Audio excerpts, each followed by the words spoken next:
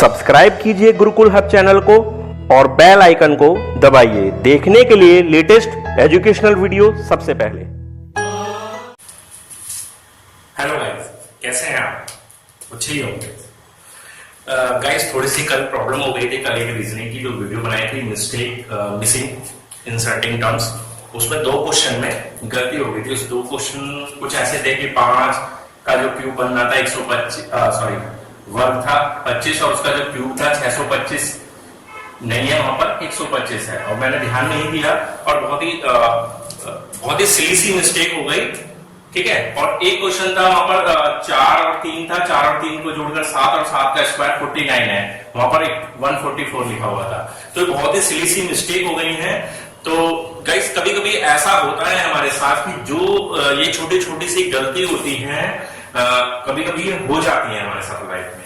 ठीक है, ये तो एग्जाम की बात है, ये तो एक स्टडी की बात है। लाइफ में भी कभी कभी हम एक छोटी से छोटी गलती ऐसी कर देते हैं जिसका हमें बहुत बड़ा खामियाजा उठाना पड़ जाता है। ठीक है ना? तो हमें यही है कि इन गलतियों को देखते हुए, समझते हुए आगे बढ़ना चाहिए, इन गलतियों को सुधारना चाहिए कि जो हम अपने लाइफ में कई बार ऐसी गलतियां कर देते हैं।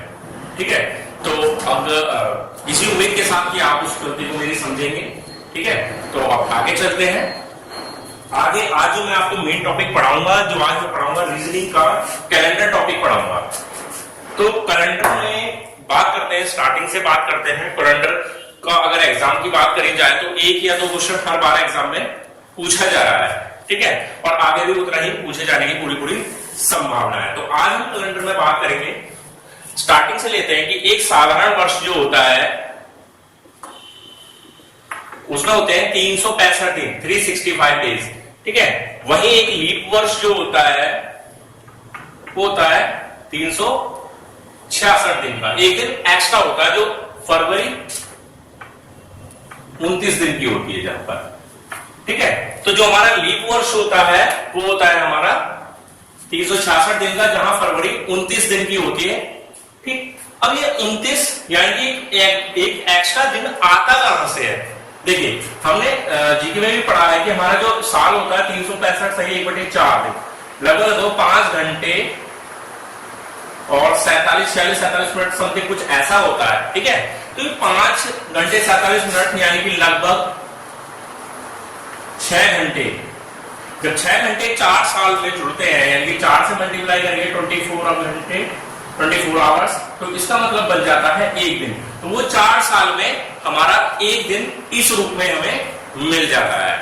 तो इसीलिए जो 4 साल बाद जब हमारा जो ईयर आता है, लीप ईयर, वो एक दिन एक्स्ट्रा के साथ यानी कि 366 दिन के साथ आता है। ठीक है गाइस?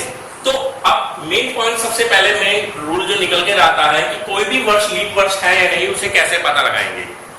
तो उसके लिए एक रूल है कि कोई भी वर्ष लीप वर्ष है या नहीं, उसे ज्ञात करने के लिए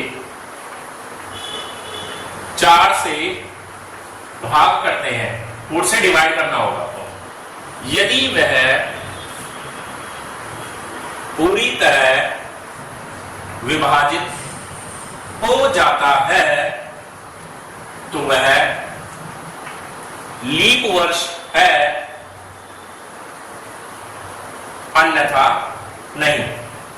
यानी कोई भी वर्ष है, अगर उसे 4 से आप डिवाइड करते हैं और 4 से डिवाइड करने के बाद वो पूरी तरह से डिवाइड हो जाता है तो वो हमारा लीप वर्ष है, वरना वो हमारा लीप वर्ष नहीं है।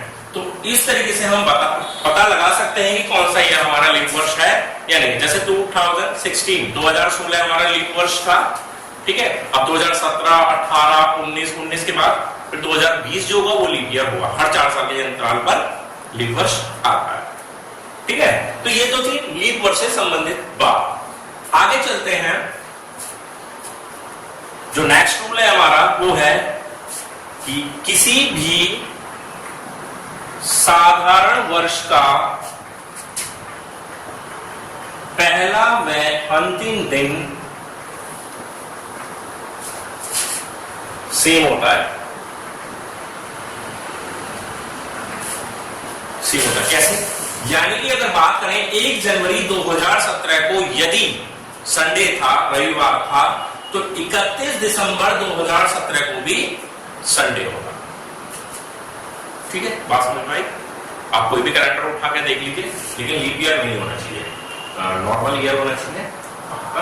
तो वहां पर अगर 1 जनवरी 2000 कोई भी 15 है, 2014 है, अगर वहां पर कोई डे दे रखा है तो 31 दिसंबर का भी वही डे होगा। लीप ईयर में क्या होता है? लीप ईयर में एक दिन एक्स्ट्रा जुड़ जाता है, एक दिन एक्स्ट्रा प्लस हो जाता है।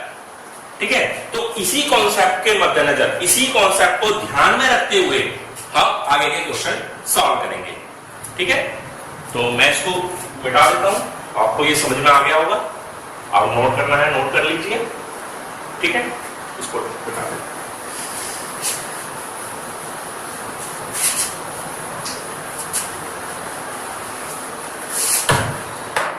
देखिए, अब इसी कॉन्सेप्ट के साथ क्वेश्चन बनाते हैं। मान लीजिए हमें पता है कि 15 जनवरी 2015 का संडे है। मान लीजिए हमें दिया हुआ है कि यदि 15 जनवरी 2015 का रविवार है तो 14 जनवरी 2016 का क्या होगा। अब ध्यान देंगे, देखिए हमारा ईयर कब कंप्लीट होता है? जब से स्टार्ट होता है, जिस डेट से स्टार्ट होता है उससे ठीक एक दिन पहले हमारा एक साल कंप्लीट हो जाता है, एक ईयर कंप्लीट हो जाता है। तो 15 जनवरी 2015 से अगर हमारा ईयर स्टार्ट हो रहा है तो ये ध्यान रखना कि उससे ठीक एक दिन पहले यानी कि 14 जनवरी 2016 को हमारा ईयर कंप्लीट हो जाएगा। और जो मैंने अभी कॉन्सेप्ट बताया था कि साल का पहला और अंतिम दिन सेम होता है, तो उसी कॉन्सेप्ट के आधार पर 15 जनवरी 2015 का यदि संडे है तो 14 जनवरी 2016 नेक्स्ट ईयर संडे ही होगा। ठीक है, ये बिल्कुल पक्की बात है, बिल्कुल ऐसा ही होता है। हमारा जो साल होता है वो कभी भी आपने इंश्योरेंस कराया, खुद का इंश्योरेंस कराते हैं, फैमिली का इंश्योरेंस कराते हैं, या गाड़ी का, व्हीकल का इंश्योरेंस कराते हैं, बाइक का इंश्योरेंस कराते हैं, तो देखा होगा आपने कि जब हमने इंश्योरेंस की डेट स्टार्ट होती है तो उससे ठीक एक दिन पहले, ठीक है, मान लीजिए 15 तारीख को है या 20 तारीख को, तो 20 तारीख से एक दिन पहले यानी कि 19 तारीख को वो इंश्योरेंस हमारा खत्म हो चुका होता है। तो उसी कॉन्सेप्ट, क्योंकि वही हमारा एक साल कंप्लीट होता है, तभी हमारा 365 दिन वहां पर हमारे कंप्लीट हो चुके होते हैं। ठीक है, अब इसी कॉन्सेप्ट को आगे बढ़ाते हुए आगे देखते हैं क्वेश्चन। मान लीजिए हमें दिया हुआ है 20 अप्रैल 2013 को मंडे है, तो अगर हमसे पूछा जाए कि 14 अप्रैल 2015 को कौन सा दिन होगा। ठीक है, अब 20 अप्रैल 2013 को मंडे है, तो एक दिन पहले यानी कि 19 अप्रैल 2014 को क्या होगा, मंडे ही होगा, सेम उसी कॉन्सेप्ट के आधार पर। ठीक, हमें 2015 के लिए बताना है, फिर एक दिन पहले लेंगे यानी कि 18 अप्रैल 2015 को क्या हो जाएगा, ये भी मंडे ही होगा। यहाँ पर कहीं भी कोई लीप ईयर नहीं आ रहा है, जब तक लीप ईयर नहीं आ रहा है तो उसको प्लस भी नहीं करेंगे। तो 18 अप्रैल 2015 का मंडे हो गया। हमें पूछा है 14 अप्रैल 2015, तो 4 दिन इसको से माइनस कर दीजिए, संडे, सैटरडे, फ्राइडे यानी कि थर्सडे, बृहस्पतिवार, गुरुवार, इसका आंसर हो जाएगा। तो इसी कॉन्सेप्ट को ध्यान में रखते हुए इस तरह से हमारे क्वेश्चन सॉल्व हो जाते हैं। ठीक है, अब इस तरह के क्वेश्चंस में लीप ईयर का क्या इफेक्ट पड़ता है उसे देख लेते हैं।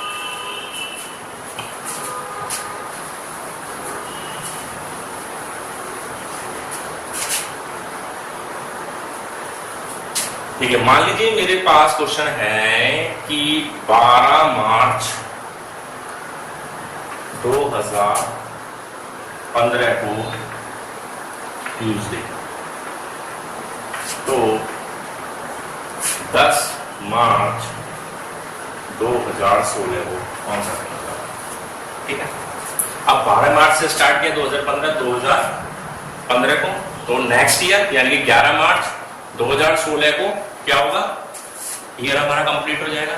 ठीक है, अब लेकिन यहां पर एक बात आपको ध्यान रखनी, देखिए यहां 2015 से स्टार्ट हुआ 2016 तक खत्म हो रहा है, मार्च से स्टार्ट हुआ मार्च, अब 2016 की मार्च इसमें आएगी, इस एक साल के अंतराल में, एक साल का जो पीरियड है, अवधि है, उसके अंदर मार्च 2016 वाली आएगी, फरवरी 2016 वाली आएगी। अब 2016 वाली फरवरी जो है वो 29 की है, तो क्या होगा, वहां पर एक दिन एक्स्ट्रा जुड़ जाएगा, यानी कि ट्यूसडे की बजाय अब 11 मार्च 2016 को वेडनेसडे हो जाएगा उस कंडीशन में, क्योंकि वहां पर फरवरी 29 वाली, उस एक साल की अवधि में फरवरी 29 वाली आ चुकी है, तो एक दिन आप आगे प्लस करके चलेंगे, एक्स्ट्रा लेकर चलेंगे, ठीक है। तो यानी कि 11 का 2016 में वेडनेसडे है, तो 10 मार्च का 2016 में क्या हो जाएगा, एक दिन कम, ट्यूसडे, ठीक है। समझ में आ गया होगा अच्छे से। आगे चलते हैं। 10 फरवरी 10 अप्रैल 2016 तो यदि संडे ले लेते हैं और हमसे पूछा जाए कि 7 अप्रैल 2018 को क्या होगा, अब देखते हैं। देखिए 10 अप्रैल 2016 को संडे है, और यहां पर बात करेंगे 9 अप्रैल 2017 की, ठीक है। अब नेक्स्ट ईयर एक दिन पहले क्या होगा, 2016 लीप ईयर तो है, लेकिन आप ध्यान देंगे कि 10 अप्रैल 2016 से स्टार्ट हो रहा है और 9 अप्रैल 2017 तक जा रहा है, तो 10 अप्रैल 2016 से लेके जो 9 अप्रैल 2017 है, वहां पर जो फरवरी पड़ेगी वो 2017 वाली पड़ेगी, और वो लीप ईयर नहीं है, तो यहां पर वो जो हमने एक प्लस किया था उसका इफेक्ट यहां पर नहीं पड़ेगा। बेशक ऊपर वाला लीप ईयर दिखाई दे रहा है, लेकिन जब वो इंक्लूड ही नहीं हो रही फरवरी लीप ईयर वाली, तो हम क्यों प्लस करेंगे, ठीक है ना। तो इस चीज का थोड़ा ध्यान रखेंगे। यहां पर सेम डे हो जाएगा संडे, यानी कि 10 अप्रैल 2016 का संडे, तो 9 अप्रैल 2017 का भी संडे होगा, ठीक। तो अब हमसे पूछा 18 के लिए, तो यहां पर 8 एक दिन पहले और 18 संडे ही होगा, और जब 8 तारीख का संडे है तो 7 तारीख का क्या हो जाएगा, सैटरडे, ठीक है। तो इस तरीके से ये इस कॉन्सेप्ट पर आधारित क्वेश्चन हम आसानी से सॉल्व कर सकते हैं। विद इन 1, 2, 3 सेकंड के अंदर ये सभी के सभी क्वेश्चन आसानी से सॉल्व हो जाते हैं, ठीक है गाइस। तो आज की वीडियो में मुझे बस आपको यही एक कॉन्सेप्ट बताना था। नेक्स्ट वीडियो में मैं आगे के कैलेंडर से रिलेटेड और भी 2-3 कॉन्सेप्ट हैं, बहुत अच्छे कॉन्सेप्ट है, वहां से निश्चित रूप से क्वेश्चन पूछे जाते हैं, तो वो मैं आने वाली वीडियो में आपको बताऊंगा, ठीक है गाइस। तो उनको अच्छे से प्रैक्टिस कर लीजिए। कोई भी दिक्कत है किसी प्रकार की, आप कमेंट में बता सकते हैं। जैसे ही मुझे समय मिलता, देखो कमेंट पढ़ने का मेरे पास थोड़ा सा टाइम नहीं होता, थोड़ा सा बिजी रहता हूं, तो जैसे भी समय मिलता है मैं आपके कमेंट का जरूर आंसर दूंगा, ठीक है गाइस। तो अगर आपको ये वीडियो अच्छी लगी हो तो प्लीज लाइक करें, दोस्तों से शेयर करें, और किसी ने भी अभी तक मेरा चैनल सब्सक्राइब नहीं किया है, न्यू व्यूअर्स हैं, तो प्लीज मेरे चैनल को सब्सक्राइब करें। धन्यवाद।